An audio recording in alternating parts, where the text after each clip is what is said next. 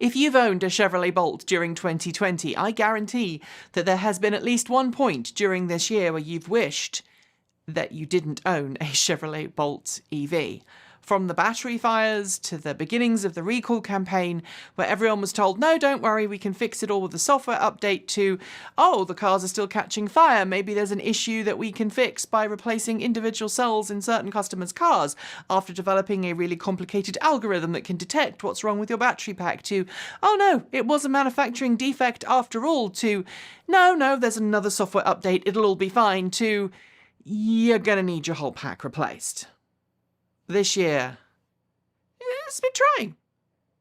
And don't get me wrong, I love my Chevrolet Bolt. I own 2 Chevrolet Bolts. I have a 2017 Chevrolet Bolt LT, and my wife, after driving my Bolt, decided to buy a used 2017 Bolt Premier to replace her aging Nissan Leaf, which was starting to get battery degradation issues after we moved out into the country, and it wasn't capable of safely getting her to and from the office and back in the winter without her either freezing or requiring her to stop and recharge along the way. And our Bolts have done a lot of things. My wife's Bolt has driven to Missouri and back in the middle of a really cold snap in winter. I've driven my Bolt EV all the way to Southern California multiple times, to LA, to San Diego, and I've driven it to Las Vegas multiple times as part of this channel's annual pilgrimage to CES.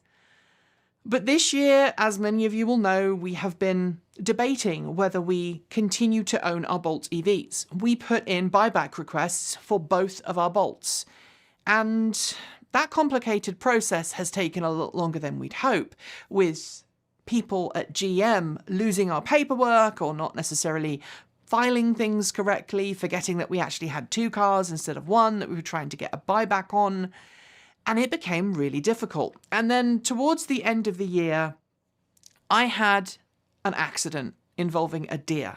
A deer jumped out in front of my car while I was close to home, and it did a significant amount of damage. And the last time I showed you my Bolt and talked about it, we were awaiting the insurance repair, and there was talk of us getting a battery update, i.e. a battery replacement under the battery replacement program that GM has been pushing out to all owners of 2019 Bolts, then 2017 Bolts, and eventually to all the Bolts it's made. So where are we now? And what's happened since I last talked to you about it? I can't really talk to you in the studio, so let's head outside. That was then, and this is now. As you can see, I've got Artemis back in one piece. But she also got something special happen while she was away getting her accident damage repaired. All in all, the accident with the deer cost us about $5,300 or thereabouts, but because we have a really good insurance policy, I had a deductible of about $500, which meant that everything else was covered on my insurance. So yay for good insurance! While my car was being repaired, however, I got notification from GM that my Bolt was among one of the first Bolts to get a replacement battery pack. I know it upset some people locally who thought that I was skipping the line or somehow getting special treatment because of this channel, but the reality was that Artemis was actually one of the earlier 2017 Chevrolet Bolts that rolled off the production line. And while I didn't actually purchase her until August of 2017, she was actually made far, far earlier. And when she arrived at the dealership, someone, I assume, let's blame the work experience guy, took it off the transporter, put it in drive, and rammed it into a lamppost. At least that's how the dealership explained it to me. And so this car was in a front-end collision before it was even registered. It was on private property, it didn't have to be reported, but it did mean that the dealership had to repair front-end damage to this car. She had to have a new radiator, she had to have a new front member, I think, and a new hood and some paintwork done. And that's why Artemis here sat at the dealership for such a long period of time.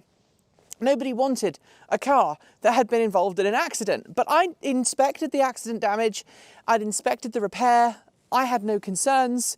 And so that's why I apparently got a 2017 Chevrolet Bolt in August of 2017 that was actually made far, far earlier than the purchase date. Turns out that this car had the battery pack with the 2 female connectors on it, and so it needed a special adapter hose. GM, the dealership, was able to order that, and the battery replacement took a little longer than we would have otherwise have hoped. Car Chevrolet in Beaverton, Oregon, told me that they have got the battery swap process down to about a day, and that's how long the car was at the repair centre. The battery pack was replaced last Saturday, so 5 days ago, and I found out that there was the battery pack replacement in process because my car started sending me diagnostic messages as it was being turned off and as the battery pack was being removed to put a new battery in. And I think when they put a new battery in and turned the car back on to reprogram it, it threw some error because it wasn't the battery pack that the car expected to see. But it's pretty cold out here, so let's have a look at where things lie inside. I know a lot of you will want to know if there have been any changes that are noticeable within the vehicle as a consequence of getting that extra 6 kilowatt hours that the new replacement battery brings to these early Bolts. And the reality is, I can't tell anything yet. The weather here has been really cold and miserable, and so my range per charge has been pretty terrible. When the weather warms up a little bit, I would love to do a round trip from where I live to where Kate One Elliott lives and back again, which should be just at the 258 mile mark. This car is supposed to have a real-world EPA range of 259 miles since it got the larger battery pack.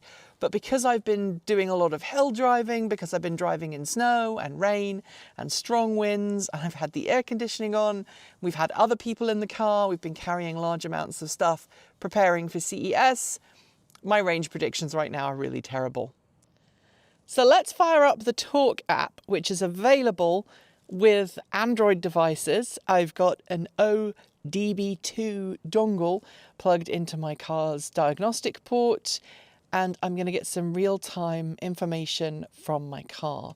So I've pulled up Torque here, and it's telling me that it thinks my battery capacity is 54.2 kilowatt hours, which seems incorrect because I'm supposed to have been given a 66 kilowatt hour battery pack.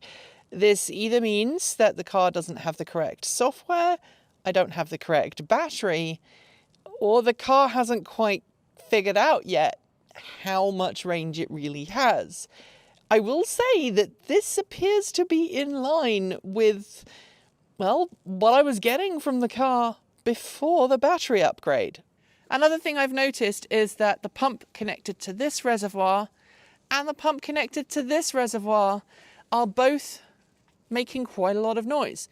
And I can hear noises underneath the car, which suggests to me that there are still some air bubbles that are being removed from the pack right now. So as you can see, these are above the required level, so I don't have to worry yet, but I'm definitely going to keep my eye on that one. Conclusion? My Bolt appears to have had its battery pack replaced. It does appear to be able to get that extra range. It's not software locked anymore, not that it was previously, and it's charging fine on 6 kilowatts. I haven't charged it yet on a DC fast charging station, and I haven't done a long distance trip in it yet because, well, I haven't had the time to go anywhere in it. I would like to test long distance and rapid charging before we embark on our long distance trip to Las Vegas, because if something went wrong with this car, I want to know about it ahead of time. What I didn't mention outside was that because my Bolt EV was one of the earliest ones to be made and it has an early battery pack, or rather it had an early battery pack, it was among some of the first 2017s to get a replacement pack. And that meant that I hadn't actually received my buyback offer at the time I was offered a new battery pack. So we're not going for the buyback on that car right now. because the battery pack already arrived. I'm going to hold on to that car until the 2022 Ford F-150 that we are in line to buy arrives. That might be 2022, it might be 2023. So for the short to mid-term future, I'm going to carry on driving the Bolt EV, partly because I want to see what happens to that battery pack long-term as it ages and settles into the car. As for my wife, well, she received a buyback offer about 3 weeks ago, but was heading to see family for the Christmas holidays. And so she hasn't been able to complete that handover. And as it happens, in the intervening time between us saying to GM, hey, will you wait 3 weeks? And GM saying, no, we're going to have to give you another offer to, take into account any extra finance payments that you've made to your loan. We were actually offered a battery replacement, and we've opted to go for the battery replacement for that car as well, because we're hoping, fingers crossed, it will make it a more approachable and easy trade-in when my wife picks up her Ford Mustang Mach-E. That's right, we ummed and erred about it for a bit, but with her family not doing so well and with us preferring to take long-distance trips by EV rather than rely on planes, we're going to go for the Ford Mustang Mach-E and have that alongside the Chevrolet Bolt EV that I own until the F-150 arrives. So that's where we're going for that. And the Mustang Mach-E was made last Saturday, just before Christmas. It's on its way and it's expected to be with us at the end of January, beginning of February. Now, I've heard some terrible tales that indicate that it might be longer than that, so what do I know? But that's where we are with our Bolts at the end of 2021. If you have had a battery replacement, I would love to know what your experiences were, so let me know in the comments below, as well as if you decided to go for a buyback or a repurchase of some description, whether it was an MSRP swap or a straight buyback. Additionally, I want to just throw in here that I was going to look using Torque to figure out what the reported capacity of my car's new battery pack was. And when I plugged it in, it did report 54.2 kilowatt hours, which felt a bit off. But I realized after doing some digging that the codes that are in the battery management system for the 2017 through 2019 Bolts are different to the ones in the 2020 Bolts. And now I have what is essentially a 2020 Bolt battery pack in my Bolt. That, I assume, would mean that the PID codes are going to be different between both cars, and the phone that I use to connect to Torque is one that doesn't connect to the internet all that often, so it hasn't been updated in about 3 years, and so it's still got the old codes. So I'm going to update that sometime over the Christmas holidays, and hopefully in January I'll be able to give you a better look at what the reported capacity of my car's battery pack is like. That's it for today. Thanks for joining me. If you liked this video, don't forget to give it a thumbs up and also hit subscribe for both this channel and Transport Evolved Take 2, as well as joining our free-to-join Discord chat. If you haven't already, please make sure that you tell other people about this channel.